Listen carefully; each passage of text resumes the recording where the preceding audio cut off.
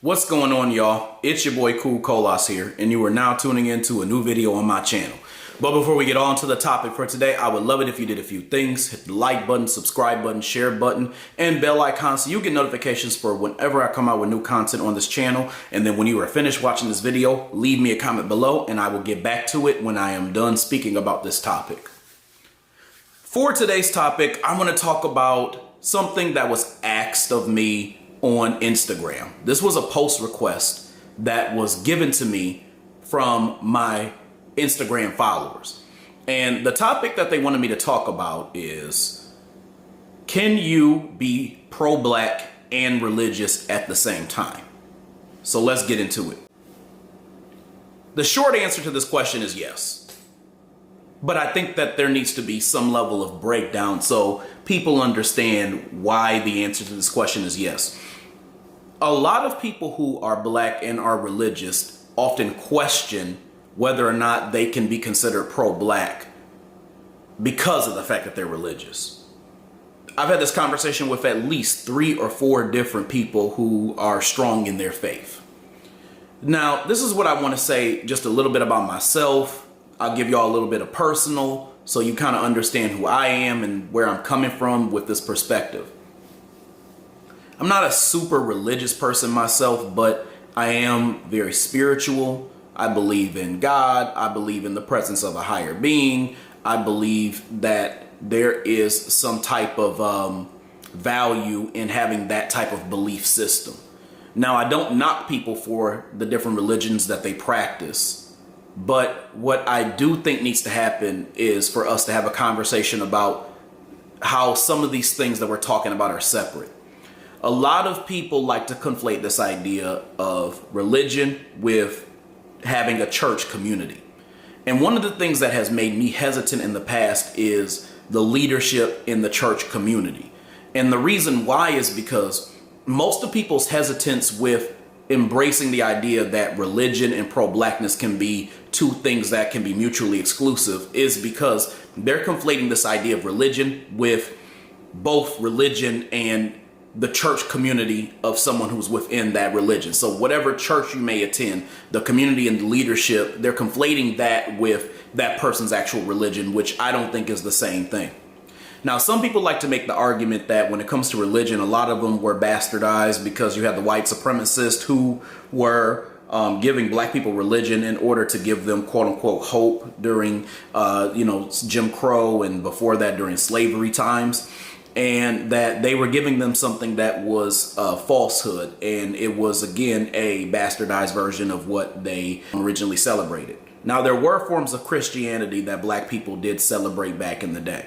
But I think that it would also be ignorant of me not to discuss the types of spiritual beliefs that black people had even before Christianity was a developed thing.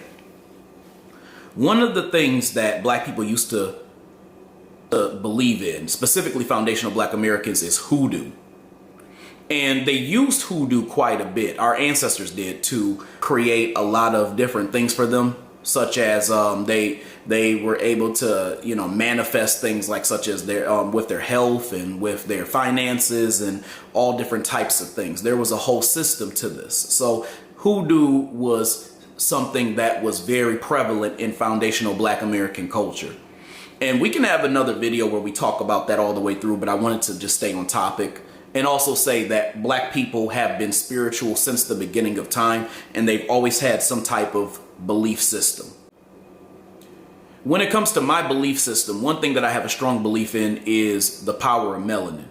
And what I mean by that is I believe that black people can do anything they put their minds to, and there's a God within us. So in other words, I believe that there is a spiritual presence within our hearts and within our souls and our beings that allows us and guides us to do things that are functional for us and to do things that are help us to be our best selves. There's a certain energy that is within us. Now, some of these terms may be triggering for people who are religious, and that's not my intent. I'm just simply making the connection that black people have always been beings who were either religious or beings who were spiritual. So this is not anything that is new, nor do I think that these are things that have anything to do with what pro-blackness means. Remember, pro-blackness is the belief that black people should be made a priority in every area of activity. But religion comes in this idea of having a certain organized belief system that allows you to understand your purpose with a higher being. And black people have always had that. And they've also had a strong presence of wanting to see their own people succeed. Now, when it comes to some of our leaders or old school leaders who have done great things for black people, for foundational black Americans, and for black people all over the globe, a lot of them were religious. I mean, you had Martin Luther King Jr., who was a Baptist minister. You had Malcolm X, who was a part of the Nation of Islam. They both had their own specific religions that they practiced. Both of these men were very pro-black. They definitely were all about the black family structure and trying to create empowerment and justice for us. They both were big advocates for reparations. They both were big advocates for creating some form of racial equity in the United States as well as throughout the globe, especially when you think about Malcolm X. So there was a religious aspect to these individuals, and they weren't the only ones who were pro-black who also had these different beliefs. But the point I'm trying to make, though, is that some of our greatest leaders were very religious, but they also had a strong belief in trying to empower the black community as a whole. So it would be folly to say that these are two things that can't happen at the same time because of the way that people are conflating religion with a church community and how those things can be problematic to black empowerment. But I think we really need to dive deep into that and kind of talk about why people have gotten this belief that these two things can't be the same. So one of my issues, and as I said, hesitancies with joining an organized church, more than a religion, but an organized church, is the actual community itself. Sometimes you get leaders, oftentimes you get leaders who are, they're strong in their faith, and that's great, but a lot of them are not pro-black. A lot of them be samboing. A lot of them be cooning. You know, a lot of them stick to religion in order to not try to address issues with black people. There was once a time back in the day where a lot of black people in these churches who were a part of these organized religions would turn up when it came to black empowerment. A lot of them did want to help black families. They did do things that were trying to empower the community as a whole. And I'm talking about like generations, you know, I'm talking about different generations that were even beyond like the baby boomers. I'll get back to the baby boomers in a minute, but that different generations even beyond them who they had these different churches that believed in black empowerment, although they, you know, preached the word of God and they read the Bible and they did all of these different things. They still had a strong belief in, if it's time to protect black people, we're going to do that. The church community that we see today has a lot of pacifism. They don't want to address black empowerment at all. If anything, they are trying to quiet you if you're talking about anything related to black empowerment. As a matter of fact, they tend to talk black adjacent, and they liked the idea of a black aesthetic, but they don't necessarily deal with trying to create black empowerment. Now, I'm not saying this is every church leader. I'm not saying this is every church. I'm not even saying this is every religion. What I'm simply saying is that there is too much shambling and there is too much butter biscuit eating in a lot of these church communities. You have a lot of leaders who aren't really leading. They're leading with pacifism. They're leading with turn the other cheek. They're leaning with being soft. They're leaning with trying to find a way to pray to God for a better tomorrow instead of actually trying to create empowerment for the generations to come. They're not setting good examples, in my opinion, of how we are supposed to lead in the church. We have not returned back to how things were back when our ancestors and, you know, generations before were creating these communities that helped each other, like these communities. So the idea is that they wanted to help black people as a whole, regardless if they were religious or not. Now, you got black people, they get petty. You have to be deep in the church. You have to be coming to church every Sunday. You have to do all these different things in order to be considered a black person who's a part of the community.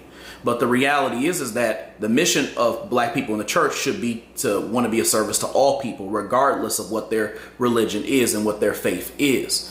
And, they may love on people and stuff like that, like they say, but notice that it's not about just black people exclusively. They try to love on all people. And I'm not saying that you shouldn't. I'm not saying that there's anything wrong with liking somebody of another race or treating somebody of another race fairly. There's absolutely nothing wrong with that. But what I'm saying is that the specific focus on empowering black people, because we are aware of the condition of black people in this country at this point, is not made an emphasis in these churches. And these leaders have the responsibility to make it clear that something needs to be done about that. A lot of times you get the old niggas. There's a lot of old nigga-isms in the church, and that's a problem. These old niggas get into finger wagging and pointing at other people in their community. They're not necessarily giving people opportunities to win, the younger generations. They're not teaching them, these critical skills. Now you could maybe some folks who are younger could probably chop it up with some of the older folks and they may learn something here or there. Hell, I've learned something from some church folks here or there as well too that I'm greatly appreciative of. But at the same time, what I'm saying is that there should be a constant focus on wanting to help the black community as a whole. It shouldn't be a thing of a black aesthetic where this church just happens to have a lot of black people and they happen to all be in the same building, but everything they're preaching is passivity. There should be this desire to want to build communities up and to do things that are going to help them. And what I mean by that is teaching people skills. There are times where they used to teach black people different things in these churches because they weren't able to really learn them in school. There were different skills and things like that could be helpful to the community that a lot of us were learning in these churches. And now that's not necessarily a thing anymore. Everybody is for themselves. And that's because I've said this so many times. I don't know how many times I have to say it. And I think the issue is that everybody is just so damn afraid, and we need to just stop. Our people need to just stop acting like little bitches, to be honest with you.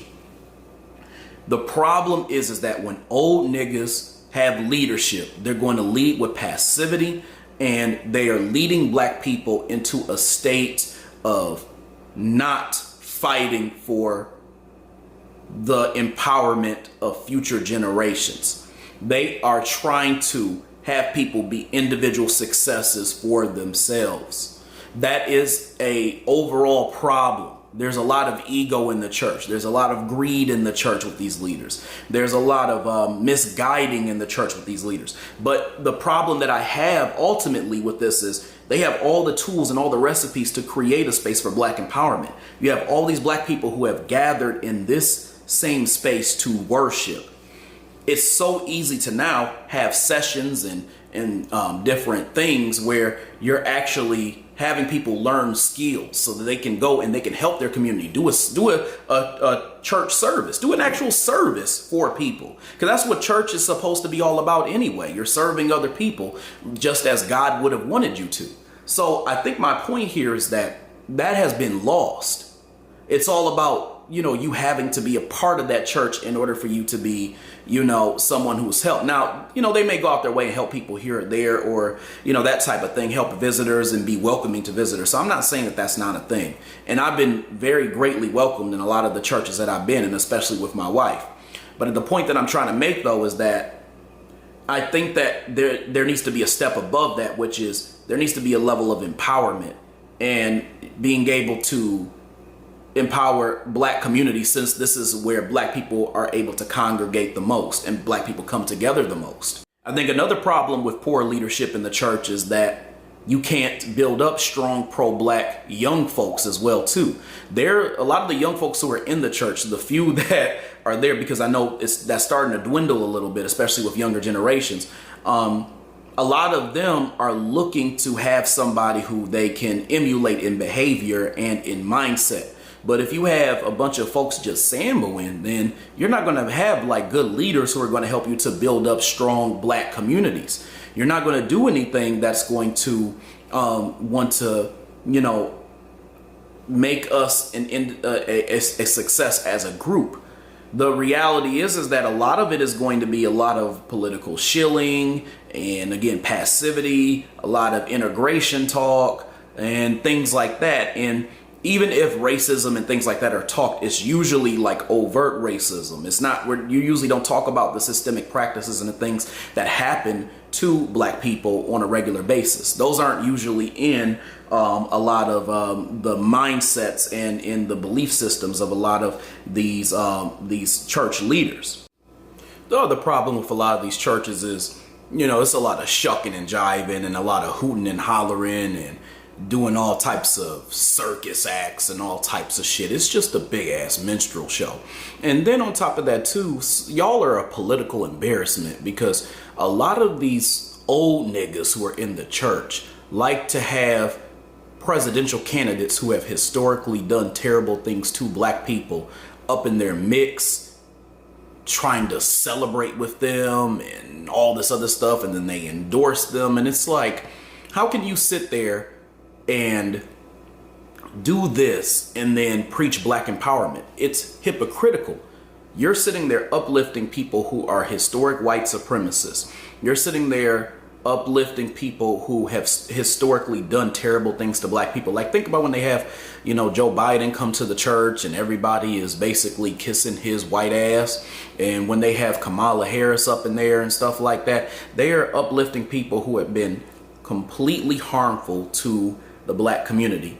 And then they want to turn around and then try to talk about how they are all a part of helping the black community. So that's why I said there's some hypocrisy there. But I'll even take it a step further, and I think that the problem is that these individuals are not even doing both. They're not talking about black empowerment and doing the Sambo shit. They're just doing the Sambo shit, and they're not talking about anything pro-black at all. They're just trying to be black adjacent and trying to create a black aesthetic by having a lot of black people in the church and talking about things they believe are relatable when it is so far out of touch. How in the fuck are you gonna browbeat people about traditionalism and respectability politics and you niggas don't even have integrity? That is the most ridiculous shit ever. Ultimately, what I'm saying, y'all, is that the problem and the reason why I believe that people say that there can be no, you can't be a black person who is both religious and pro-black is because they're looking at the standard that the old niggas have set who are leading the church. And they're saying that the mentality and the beliefs that they have created within these churches do not mix with what we as pro-blacks are trying to create for black empowerment. In other words, they're saying that these individuals are very selfish, and in order to be somebody who is pro-black, who wants the empowerment of black people, you have to be very selfless. Me personally, I believe you can be both. As a matter of fact, I have several followers, close followers who are on social media and people who I've connected with, even in these different churches, who have a strong belief in wanting to empower black people.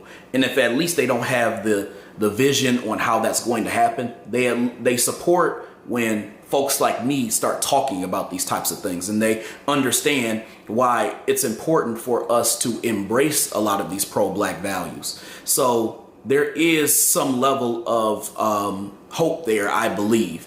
But I think what needs to happen is the old niggas, they got to go. When it comes to the church, they just got to go. As long as they're there as a whole, it's going to be very hard for me to want to embrace seeing this as a great space for black empowerment to flourish. But that does not mean that somebody who is both religious and considers himself to be pro-black can be both, because I truly believe that it is possible. All right, y'all, I hope you all enjoyed this video. I hope you all enjoyed what I had to say, and I'll definitely have more to come, so make sure you stay tuned. Other than that, I hope y'all have a great rest of y'all's night, and I'll talk to you later. Peace.